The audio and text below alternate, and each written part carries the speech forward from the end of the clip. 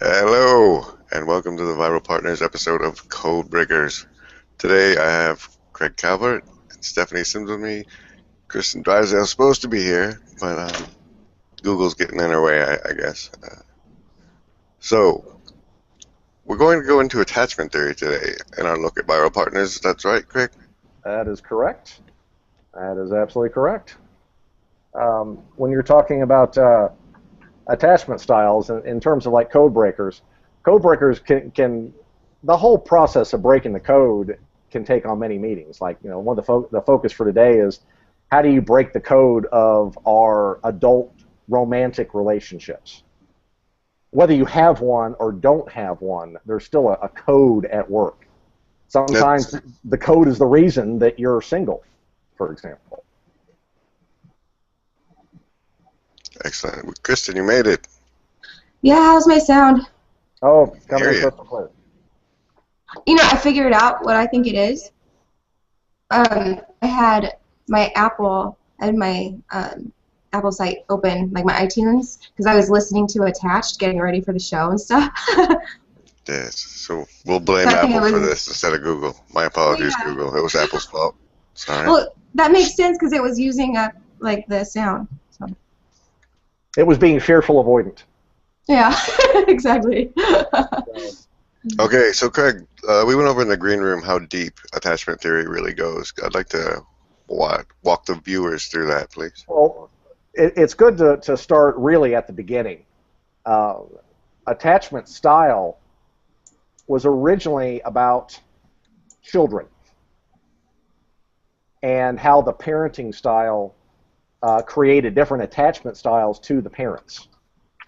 There were interesting experiments where based on they would have the mother in the room with the child, and then And the what mother did they do to the child? really the kid was treated quite well. In most cases, the experiments, there were toys in the room. It started out with the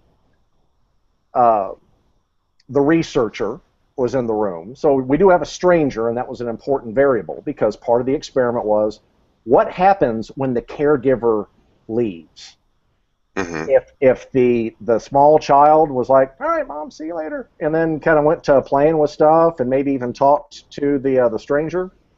Well, now we're talking about someone with what's called a secure attachment, and that was usually created by having a stable family home with, I'll just say, plural caregivers, because I'm going to make it very clear, this is not about mommy and daddy. It can be mommy and daddy, but it could be mom and grandfather. It could be two grandmothers. It could be two moms. I mean, So, it's just having sort of being surrounded by nurturing.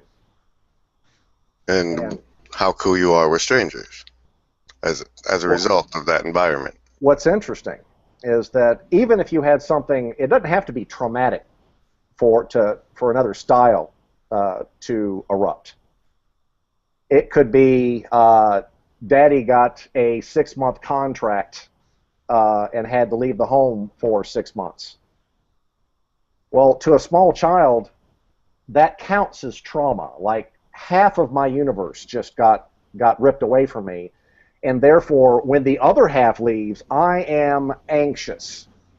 I may cry, and then when the mother comes back in the room, I may run over and and grab and cry and be like effusive that mommy has come back. You get a little darker, and let's say that there's some trauma. There are some that are even connected to specifically to sexual trauma. Now we're getting into avoidant. Doesn't care if mama's there, doesn't care when mama leaves, doesn't really care when mama gets back. Well, in the 1980s, after for decades, all these theories about attachment styles in children, in the 1980s it started going, wait a second, we're seeing the exact same patterns in adult romantic relationships.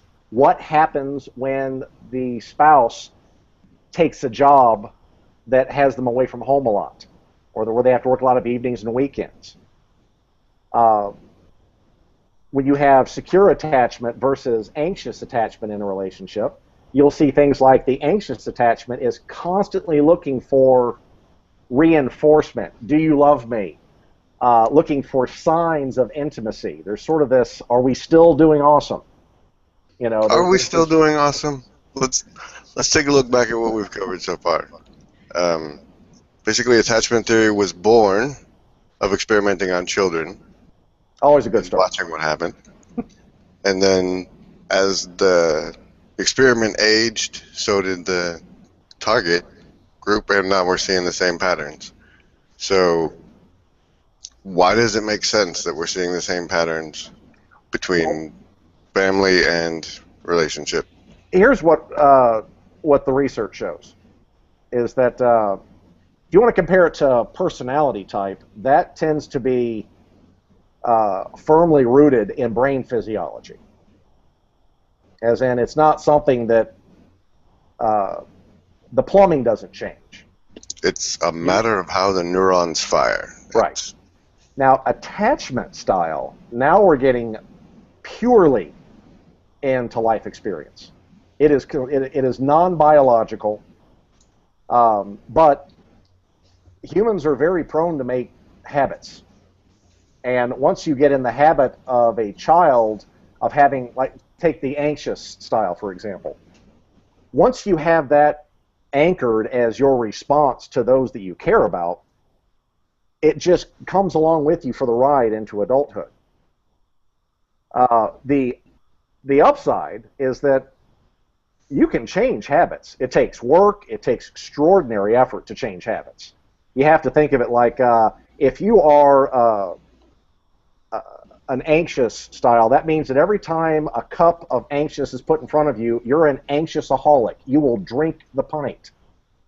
And if you want to break that, it's almost like stopping, like an alcoholic trying to stop drinking. You're always going to be drawn there. It's always going to be something that your brain is like nudging you towards, but you can create new pathways by understanding this kind of code. That's the reason why you study the code. If you have a style that is causing you some kind of discomfort or pain and suffering in your life, then why wouldn't you want to change that?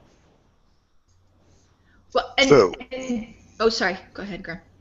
I was just going to say, so you're saying that you can use the code to reprogram yourself once you see the code? Absolutely. I don't want to suggest that it's easy, by the way. But yes, it can be done. All right, Stephanie? I was just going to ask Craig, just to make sure that I understand, really what we're talking about is the reason that people are so so it's so hard for them to change is because this really becomes part of who they are. Exactly. Right? It's their need for belonging, which we all know is a huge important part of the code, whether it's with their parents, which is where maybe they learned it, or their family of origin, and they repeat those patterns as they're looking for a life partner. And what happens, what you're saying is, if you don't understand why you keep repeating these same things, it's so close to your identity that you can't realize that's actually causing exactly what you're afraid of. Is that right? Right. And here's the thing: some people misinterpret attachment theory that that's what drives who you're attracted to. Not necessarily. There's a human need for a romantic connection. We're programmed as a species to do this. All right. Well, the difficulties come up once you get past the neurochemical bath of the honeymoon phase of the relationship. And that's where almost universally things go well in that period. It doesn't matter what the attachment style is. There's this overwhelming, pheromones and serotonin, dopamine, oxytocin. Our brain is just on fire during that period. Well, once that goes away, there's a big difference between two people that have secure attachment and how that relationship tends to go on versus two people. If you have two people with an avoidant attachment, well, that gets kind of tricky. It gets really tricky when you have an avoidant with an anxious. The anxious one is going to be wanting something that the avoidant isn't going to want to give. And then communication breakdown, unhappiness, contempt, and then boom. So just a question. When John Gray wrote Men Are From Mars and Women Are From Venus, I don't think it was based on attachment theory, but his whole concept of the cave kind of describes, at least in my memory, that relationship, the pairing of an avoidant man, in fact, with an anxious woman, and the fact that you got to leave him alone, let him not chase you. I mean, don't chase him into his cave because he's afraid. Not he's afraid, he's going to avoid you more. You let him go do his thing, you go do your thing. Right. Is that... There's a lot with avoidance, which you really kind of hit the nail on the head of something that I hadn't even brought up yet, is that just like there are some personality types that are more common than others, there are attachment styles that are more common than others. It's very common to see anxious attachment style. Very common. It's far and away the most common, followed by the avoidant styles, because we're dealing with, there's a shocking number of kids that experience some form of trauma, whether it's, sexual or otherwise, that then go on to create, avoidant dismissive or avoidant fearful. Secure, wow, you've got to keep the boat nice and steady with no rocking for a long time with a really nice, stable home. Speaking of which, there's my little kiddo back here. You have fun at the beach, kiddo. Hi. No, I do not. Hey, Penn, could you totally be somewhere else? Love you. The goal with the kiddo, by the way, is that he'll have a secure attachment style. But I want to caution against the words. Secure sounds so perfect, doesn't it? It sounds like, oh, well, that's the end-all, be-all. This is the Beyonce of, it's like where everything is all put together perfectly.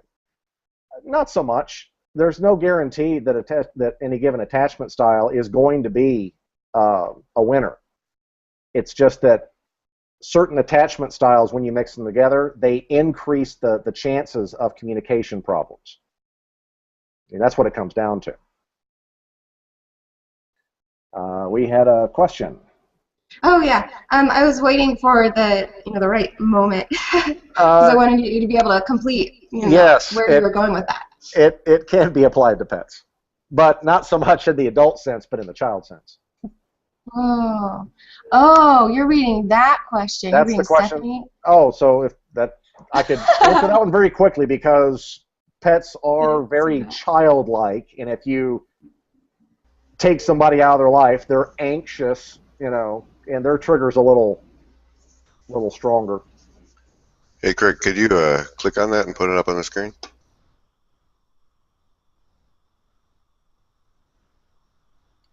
And an interesting thing that the theory can also be applied to is how people feel about their pets.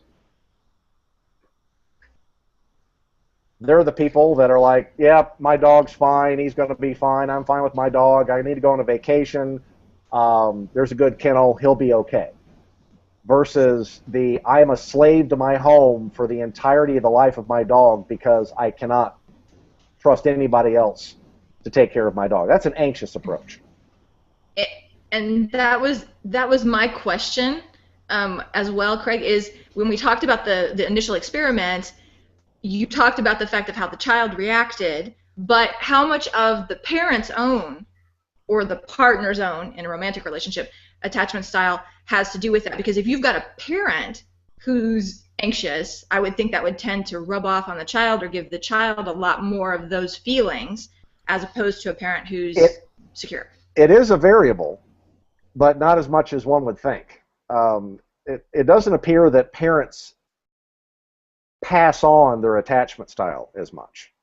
It is a variable, but think of like search engine optimization. There's some variables that Google pays lots of attention to, and then there's others that still influence the factor, but can't like tip you over the edge and get you a million views overnight. When you're talking about the attachment style of parents, we're really starting to get into a weaker variable, but it's still there, with the sole exception, I believe, of lesbians that have a correlation to the relationship they had with their father. It's a curious anomaly in attachment style theory that you can't correlate heterosexual relationships specifically to the father, but there's this it's just data. One can interpret the data however one wants to interpret the data. But yeah, there is a correlation between the father relationship. That doesn't suggest, by the way, that it causes something. I don't want to suggest that causes a sexual orientation, but it does impact the attachment style. Okay, so, oh, go ahead, Grim. I was gonna say, can you steer? Basically, from what I got, you said earlier, attachment style only applies after the honeymoon phase. So, for a serial monogamist who just does repeated honeymoon phases over and over again, and then goes on to the next one, how can knowing attachment theory be useful? Well, different attachment styles are going to have different lengths of honeymoon. The anxious is going to start getting drawn to that anxiety fairly quickly in the relationship. So, kind of depends if you're talking like gigolo theory. If that's the lifestyle that you want to leave, knowing attachment style theory, because there are some techniques of what to look for, like even in initial conversations, how they feel about things. It's like, perhaps that should not be my next fling. Or, wow, this one has the right mix of variables for my next fling. Yeah, so, it's really more about picking a flavor for your next relationship. Yeah. So it could be used for those purposes. I'll take anxious for a whirl this time. That'll be fun because she'll do this, this, and this, and I can do this, this, and this. Avoidants tend to, oddly enough, pair up with each other and seem to have long relationships, but what they have are long, unhappy relationships. They are stably unstable, if that makes sense. They're not a fulfilling relationship, but they're lengthy.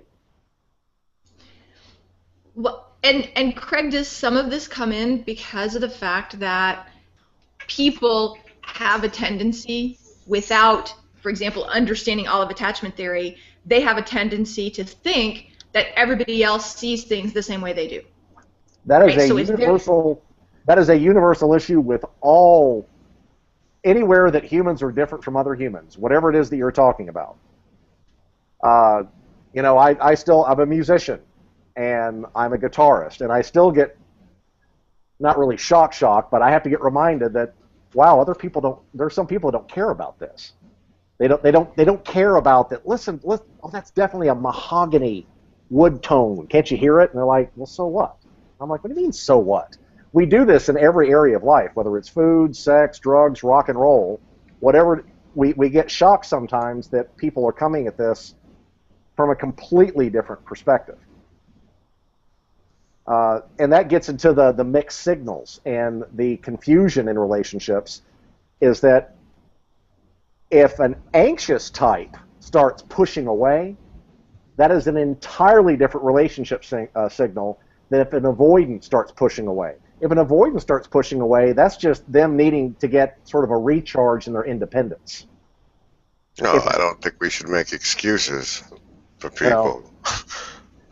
Pushing away is not necessarily a nice thing, but it really does get down to identical behavior means different things with different attachment styles.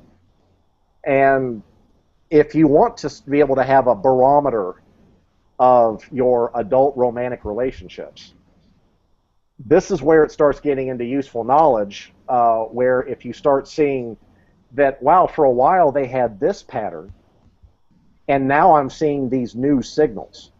And it gives you a template to sort of human relationships. This is like a weather system. It's so complex, and so you have to have a template to help simplify the picture and let you read the data as quickly as possible. Yes, you can fly over and look down, but there's something to be said for not too. Kristin had a question. I'm noticing an avoidance strategy with you over there. Non-committal. No, oh my gosh. To all of you. I've just been waiting to jump in, but it keeps going this other way, and so I don't want to derail it from where it's going, because you cannot derail an ENTP. It's not possible. So bring it on. Kristin, assume the dominant position. All right. I wanted to talk about like culture because I think that that's an important element in this as well. Yeah, How universal is this? Because so many cultures, different cultures are affected by what they perceive as the norm, the normative behaviors. Well, there's a spectrum of cultures that either exert extreme influence across a wide range of variables. Like an extreme on the relationship thing it would be an arranged marriage, and where divorce is not an option. Well, attachment theory is irrelevant. There are left-handed people born in cultures that don't allow people to be left-handed, and so they just switch to the right hand. It doesn't mean that they don't have left-handed people. We know that about 10% of the population is left-handed, but just because you go somewhere and see everybody eating with the right hand, that doesn't mean that there's something weird about their human design. That's a cultural influence. Okay. A machismo culture brings on a whole different dynamic in relationships versus cultures that don't have a strong machismo influence. Okay, Is that so starting to answer your... what you're in the U.S. What would you say is promoted? Which attachment style is promoted as normal in our media here? We like to, and again, this is where a pattern that I'm seeing. I want to be clear when I've wandered off the ponderosa of I have a research study in another window that I'm referring to. So this is going to be something I'll be looking into. That when you look at typical relationships, you usually see a mixture of secure and anxious. Or there's usually one secure element, like in... Hey, Craig, make sure you don't have Stephanie blue box. I thought I had turned her blue box off. Did I? She's not blue boxed on mine. All right, excellent. Okay. If you take... well, name me a TV show. And we'll just take it from there. Two Broke Girls. Name me a television show that I've seen. How about Archie Bunker, for example? Archie Bunker would be an example of avoidant with Archie. And Edith, oddly enough, would be an example of secure. She was the secure element. Secure doesn't mean sane. I want to be very clear about this one. When you're talking about attachment styles, you could have someone who is completely bonko crazy, but you can't use the crazy part to predict their attachment style. You could have someone who is schizophrenic with secure attachment. So paint me a picture of a person with secure attachment and how they respond to X stimuli. Secure attachment, they tend to approach decisions in the relationship as a group project because they don't have an overwhelming relationship ego, a major independence thing to assert because they're secure. They tend to be supportive, and they're like, yeah, sure. Go have the night out with the girls. Go have the night out with the guys. That tends to be a response.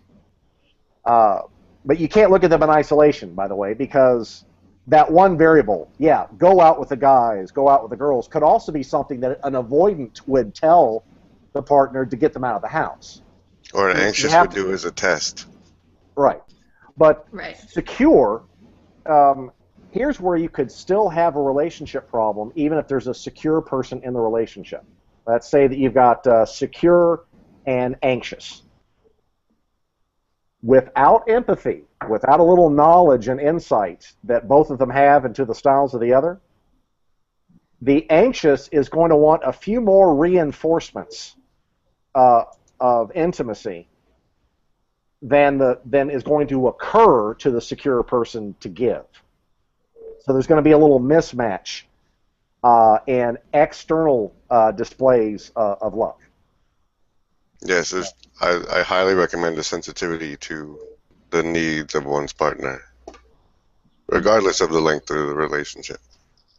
And you know what? Sometimes that can mean that that you have to do the hard thing and realize that you can't be with someone who has certain characteristics, and that's really hard, especially when you've already grown a love for someone. I'll refine that. It's not just someone who has certain characteristics. It's someone who has certain characteristics that is unwilling to bend a little bit. Like when you have secure attachment with anxious attachment, and the anxious attachment wants a little more, if there's knowledge in both partners, the secure attachment can choose to mindfully create the habit of saying a little bit more, of remembering that, oh, I need to reach out and hold her hand in these situations, even if it doesn't occur to me naturally, that this is a trigger for me to hold her hand. Yeah, that totally makes me think about like the significance behind all of Mary Ainsworth's work, because everything that she did. Did we talk about Mary Ainsworth before We have not, but you are free to. Okay, well, she's basically the mother of attachment theory, plain and simple. And she ran so many experiments and is really credited with knowing and understanding what infant relationships are like when they are securely attached. And so let me see where this was bringing me was, so when we know that like infant attachment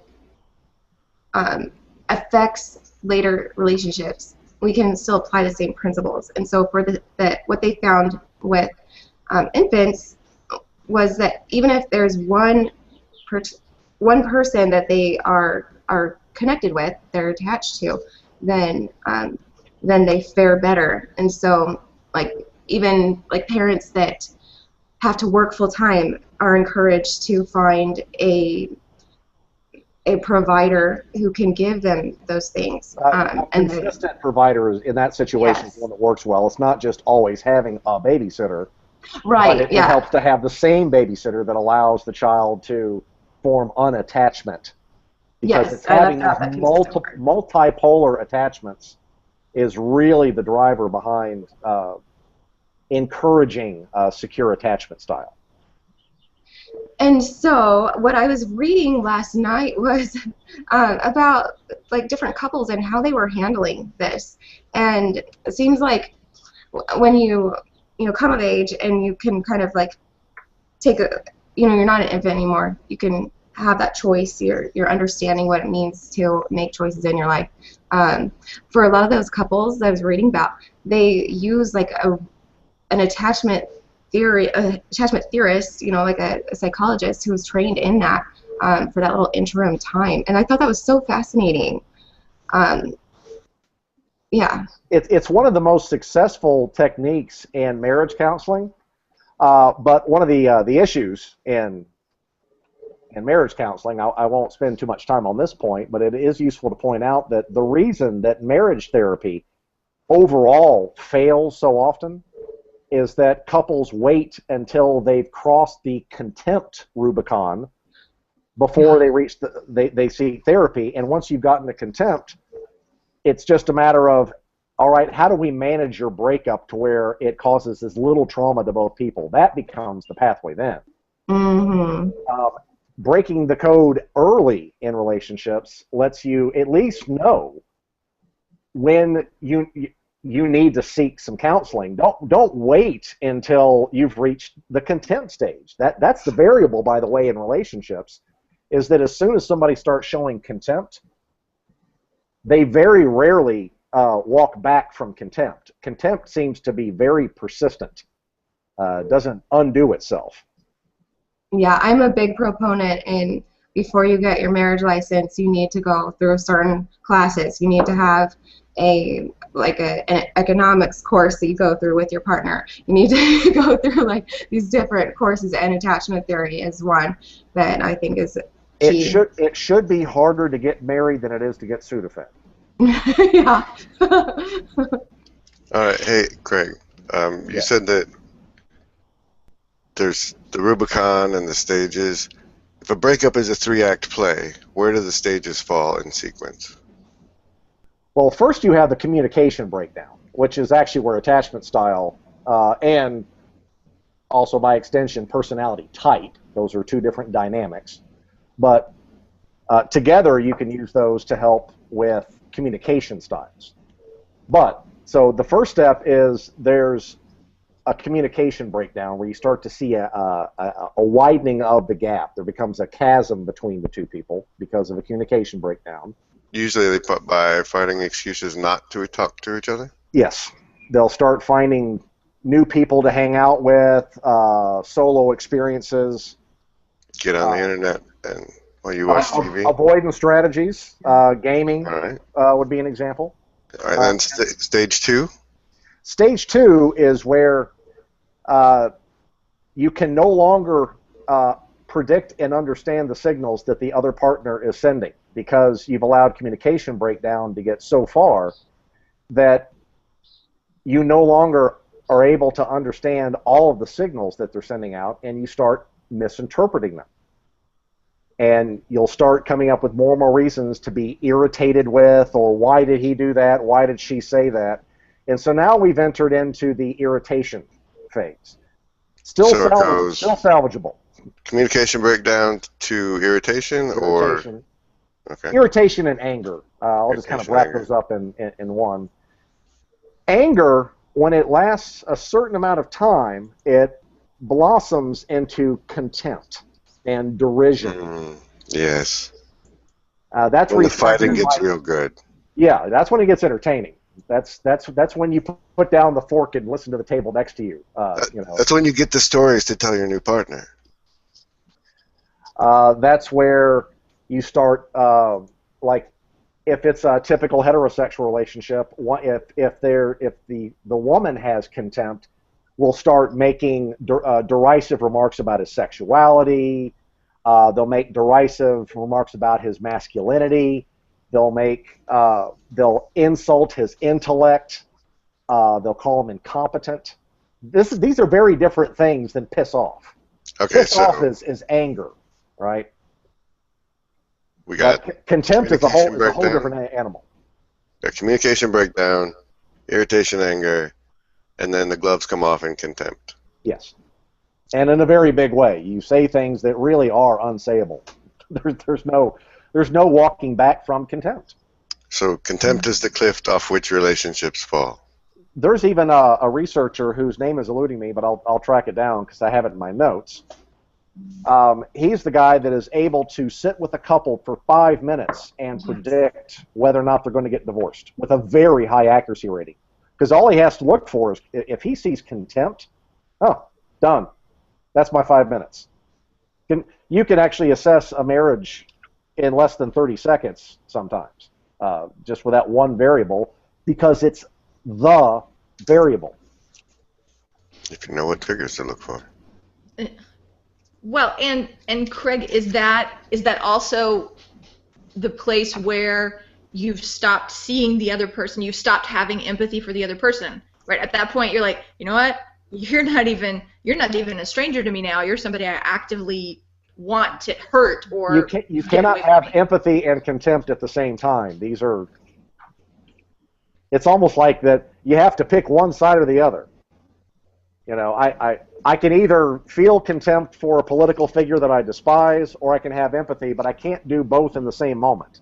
It's just too. It's an overload of the brain. It just doesn't want to go there. And so once we reach contempt, we tend to stay there. We don't listen to an extremist right wing or extremist left wing or radical talk show host for an hour and wait for those 4 seconds. They're like, yeah, I agree with that. No, the contempt will ride all the way through. You don't listen to a band you hate for the 3 seconds that you're like, hey, I like that. Well, and does that explain why a lot of the approaches that are taken in high-stakes situations like a political campaign push people, the interest is in dividing people. It's making them jump to one side or the other. Either you get what I'm saying and this is all for you, or you're an absolute idiot because you don't get it. The language of modern politics is contempt. It's made it impossible for people. It didn't used to be this way, but I'd add, because like even as recently as the 1980s, we had what were known as the Reagan Democrats. It was one of the biggest shifts of people from one party voting another party. Since we have entered the era of political contempt, that when you are, if you are Republican, that means that liberals are stupid. If you're a liberal, that means that Republicans are evil. Well, that's contempt language. You have to be careful about that in your relationship. You have to be careful about that in your marketing. You have to be careful about that in your branding. It goes across the board that as soon as you step into using contempt for another group, realize that you're creating an outgroup that will never come back to you, ever. Okay, so, sorry. I was just going to say, so contempt is actually the Rubicon, not just for an interpersonal relationship, but also for any type of relationship you're trying to have.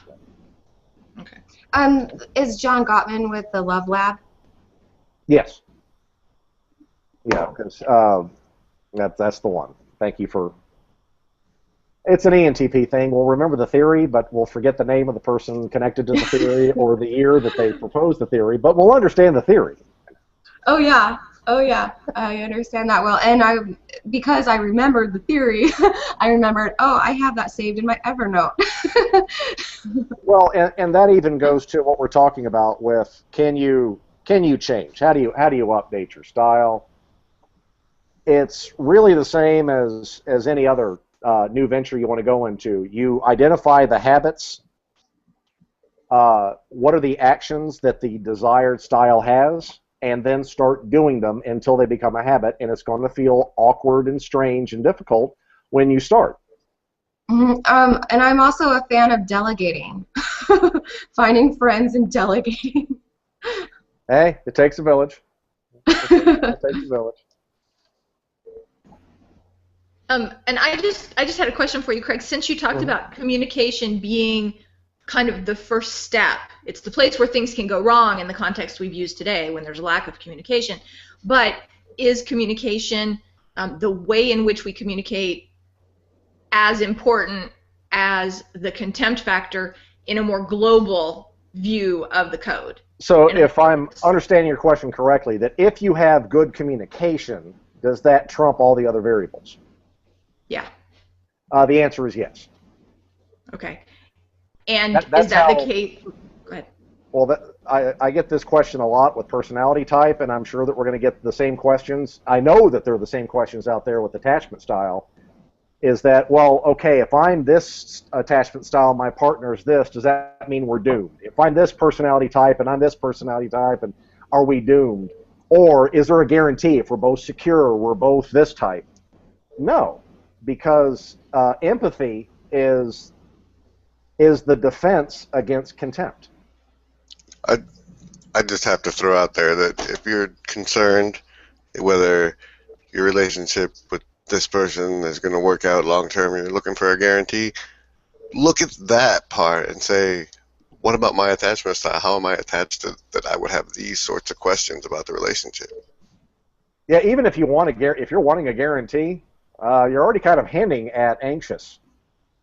So that brings me to what I wanted to ask you. You're talking with somebody and you're not getting in a personal relationship, but you can tell that their attachment style is such and such. Do you give them what they want to strengthen the bond based on what you can tell of their style? I think it's more important.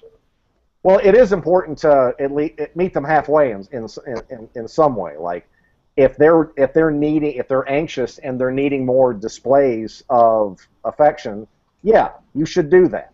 You may not. I don't mean that you have to do it as much as they need, because that might drive you crazy to do that much. But you can do something. You can make positive movement towards that goal. It's more important to have the conversation that this is my attachment style. This is how I approach things. This is what's important to me. These are the things that I need. This is your attachment style. These are things that are important to you. This is what you need. So now that we understand each other, can you understand why I can't become you, and I have to understand that you can't become me? We're going to have to form some new habits to meet in the middle somewhere. All And right. that's where empathy comes from. How do you do that in a business setting without coming across As needy, touchy-feely, touchy-feely. Well, way too in game? you do see it in business relationships. Because you'll have some clients who are like, sure, let's dive in and do this. Now that could be an attitude of recklessness, but in a lot of cases it's because they're secure, they have expendable income, that they have money to invest in something, and they're like, okay, well, that's an example of secure attachment. If your client base is someone that has some anxiety about business deals, that they need constant reassurances, just know that you're dealing with a client that's going to need more communication, more emails, more touch points than you would normally think to give because of your attachment style. You would think like, well, as a customer, if I got all those emails, it would bug me. Well, you have to be able to step outside your head into the client and go, if they're showing anxiety and they're needing, more reinforcement from me, that means that I've got to communicate more. Does that mean, Craig, that people who are actively looking for clients in what I would call sort of a fear-based marketing, don't let this happen to you, don't be the person who, gets screwed, that sometimes they're shooting themselves in the foot, because what they do is they create this fear, these people come to them with this fear, and then maybe they're not satisfying the fear that they themselves have created, with the way they follow through. Yeah, it's very easy to get clients with fear. It is not easy to maintain a client base. Like if you're in a business where you need to have, it's subscription based, for example. If there's something you want them to be a long-term client, you might be able to snag them with fear, but you have to remember that you've got to change your dynamic once they become a client and deliver something that alleviates fear. You can't keep going after the fear trigger. Right, because ultimately, if what you're trying to deliver is a transformation in their business, you don't want them stuck in the fear place, because generally what's going to happen to them is they're going to be paralyzed by it, and they're not going to act. In my marketing, I might say if you want to make your marriage divorce resistant, that's kind of a fear message, right? I mean, that's just like, well, if you don't do this, that means that you might end up with a divorce you don't want. Well, so I get them in with that, but from that point on, if it's a couple, the only thing I focus on is how to improve communication, of how to understand each. I mean, like I move away from the fear-based and stay strictly into, hey, this is easier than it sounds. And right. Oh, go ahead, Graham.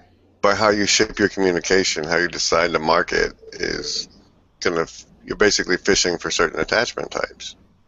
Like if you use fear-based marketing, you're fishing for anxious people, right? Well, let's be careful to not apply attachment styles to where it doesn't belong. When you're talking about a consumer relationship, someone could have an anxious attachment style in their romantic relationships, but be secure in their business dealings. So it doesn't mean that you're attracting a certain type, because people can wear different cognitive hats when they're doing different things. Once they step outside the intimate relationship world, they become a different animal entirely. They may treat money completely differently. That's a relationship. The relationship to their money is a kind of relationship. So yeah, and I think if you look for it, you'll be able to see attachment theory at play in it. Well, and I like putting things where they don't belong.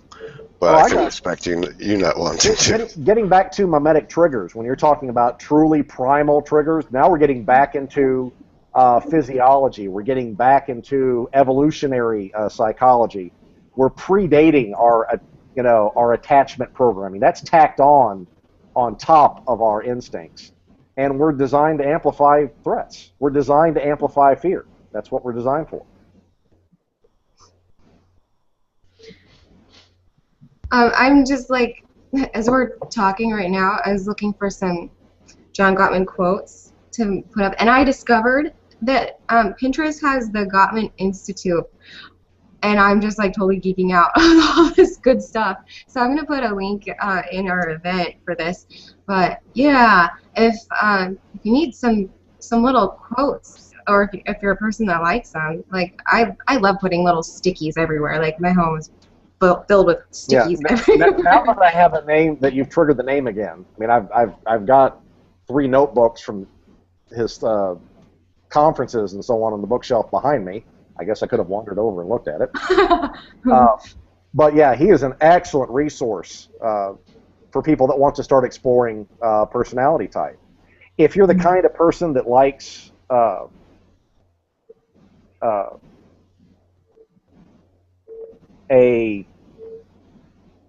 book, you know, that you just want to have something that that really just kind of wraps it up in sort of a weekend read. Let me get the link up here. Where'd it go? I want to know if you're going to share one of them that I know. I have a feeling, because the one that I'm pulling up is pretty hard to find, apparently. Is it attachment? All right, I'm going to end my relationship with this segment, and you do that. It's called Attached. Yeah, attached. That's right. Attached, and the author is Irmer or something like that. Amir Levine and Rachel Heller. It's a wonderful book. I caution again: do not just look up free attachment assessment online test. They've got some terrible ones out there. Even more so than my maniacal passion and hatred of free personality type tests, the attachment ones are even worse.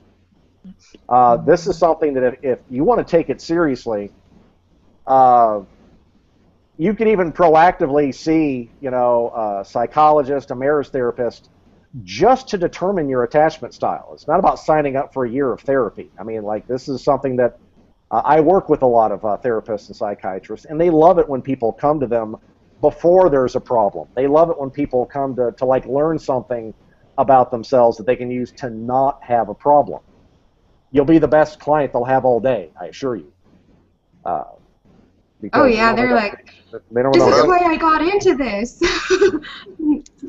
I'll have to be contrarian. I say, go ahead and look at them, because there's a lot of people using them, and it's good to know what a lot of people are doing.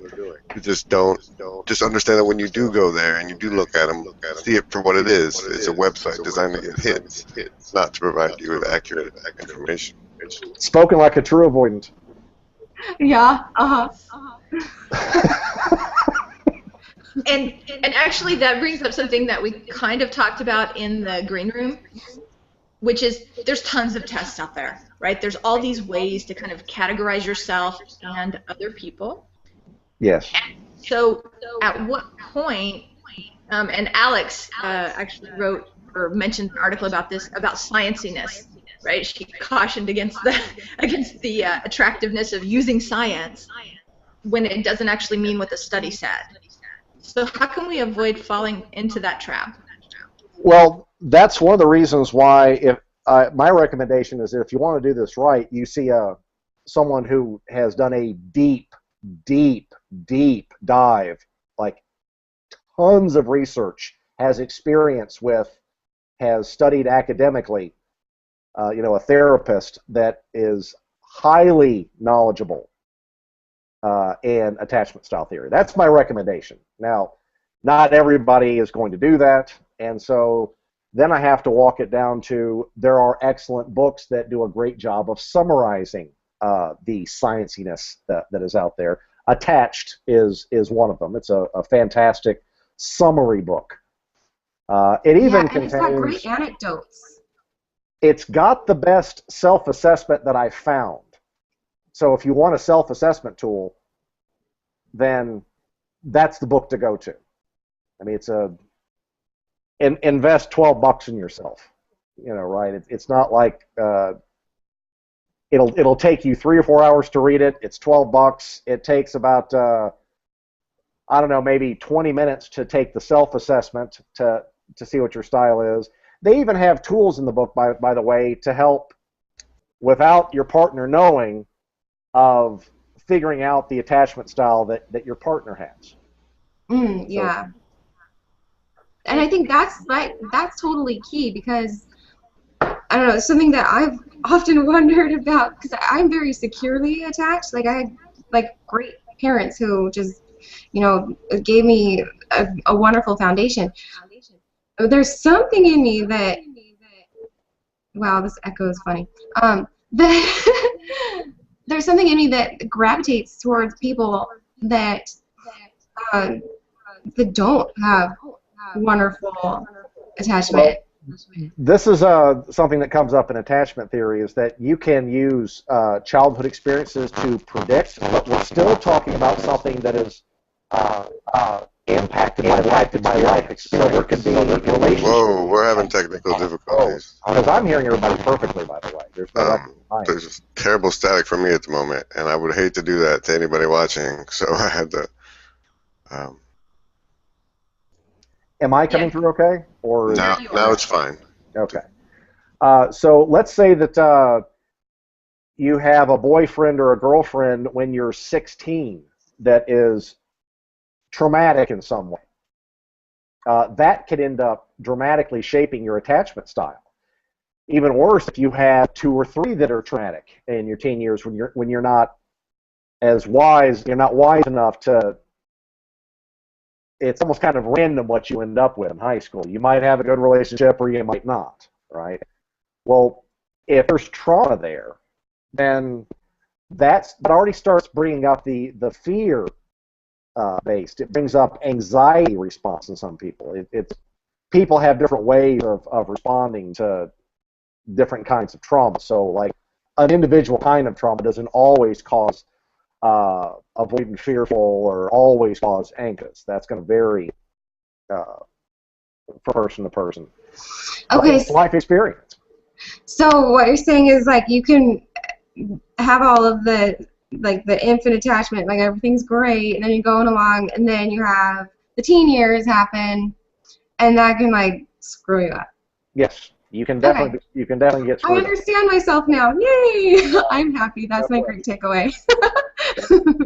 The biggest takeaway is that it is really useful to have a template to help understand incredibly complex things. Whether you're talking about a checklist for mimetic triggers, helps get you 80% of the way there for creating good content. You still have to do the last 20%. Whether it's a checklist for attachment styles in a relationship, it helps make sense. Like, otherwise we get too overwhelmed by all the data. It's all coming at us all at once. If we don't have a template to sort of help filter those data points, it helps us make sense of incredibly complex things, even if the tools themselves are simple. And do you have templates at Mindful 360? Not for this, and the reason is that I'm a psychometrician. I do not assess people for attachment style. I know where my expertise is. Like, it's one thing to understand the theory, it's another thing to apply the theory, and I leave that to, I'm surrounded by professionals that's what they do. I wouldn't dream of walking in their ball field. So since you're surrounded by professionals, do you think that it's possible to recommend some sources for people so that later on when they're viewing this, we can say the Gottman Institute is definitely a wonderful resource to go to. They'll even have a network of people that are trained they have a certification process within the Gottman Institute. There are therapists and so on that's where they go to get more information. So that's my very cool. So then we've got an avenue. Yes. Cool. Thank you so much for being here today. I want to thank all of you. This is something that just came to me when I was watching a video. Gideon Rosenblatt I discovered that his wife is awesome, and she talks about these things, and she's really fascinating stuff. And it just sparked an interest in me. And then Craig, you just came in here and you were like, I could talk about this, and that just was so wonderful to me. Thank you so much. Really appreciate it, and really appreciate Grizz and Stephanie. You guys are awesome. Thank you. So it's been fun. We have a nice mix in this this group, because I don't think any of us are on the same page when it comes to styles or personality type. Well, perhaps me and Kristin might be personality type. Good to have different perspectives. Yeah. Well, I just wanted to tell everybody thank you so much for letting me jump in the discussion, and I was interested by the whole discussion because my takeaway was a little different. My takeaway was this idea that when you want to study any kind of type, you know, whether it's a personality type or it's an attachment type, or even if you're out there taking assessments about your business. I mean, if you go to plenty of websites, there's all these assessments about your business. Before you kind of buy into, I'm going to categorize myself, you have to realize what all the other types are, right? Yeah. It's kind of what Craig was saying. It's great to know about you, but if you don't understand what that means for the rest of the world, it doesn't really get you any further, because ultimately assessing yourself or knowing something more about yourself is only useful in the fact that it helps you communicate with people who aren't like you, as opposed to just communicating with the people who are like you. So I thought that was really cool. Very much so. Good insight. Yeah.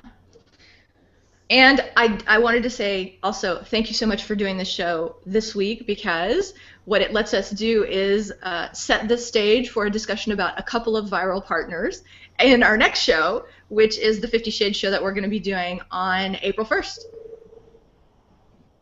Fun. 50 Shades of Awesome. 50 Shades of Awesome. All right. Well, I think this is a good place to go ahead and call it a wrap, because if we covered any more, I think brains would start exploding somewhere, because this is if you've never been introduced to this, it's a lot to take in all at once.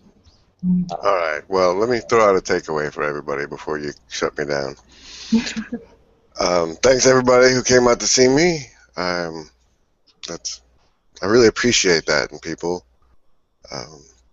I say learn the attachment types so you can better direct your relationships with other people, and not just intimate, but in all your relationships, because on some level all relationships map to each other. Here. Let's see you on the show on April 1st, and have a good night. Take care, everybody.